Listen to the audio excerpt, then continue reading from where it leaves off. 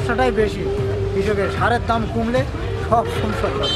মানে সারের দাম কমলে সব সমস্যার সমাধান হয়ে যাবে হতে কৃষকদের। পারে, হ্যাঁ। আলুর দাম কমে, সারের দামও কমে আসে। আচ্ছা, মানে কম হলে তো সমস্যা নেই। আলুর দামটা একটু বাড়ানোর দরকার না? বাড়ানোর দরকার নেই। কিন্তু সারের দামটা না কমে।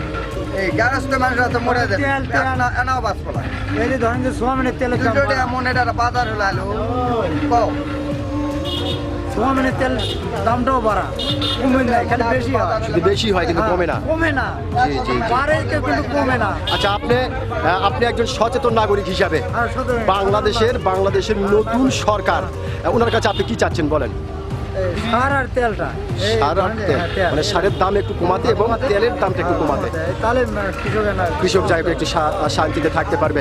অসংখ্য ধন্যবাদ। লোকগুলা চলাফেরা করতে পারে। জি জি, অসংখ্য ধন্যবাদ আপনাকে। খুব গুরুত্বপূর্ণ একটি বিষয় আপনি আলোচনা করেছেন। আমি আশা করবো আপনার এই গুরুত্বপূর্ণ বিষয়টি অবশ্যই তাহলে মানুষ খুশি। নতুন সরকার জি গুরুত্বপূর্ণভাবে যেন আমলে নেয়। অসংখ্য ধন্যবাদ আপনাকে। হ্যাঁ। ঠিক আছে।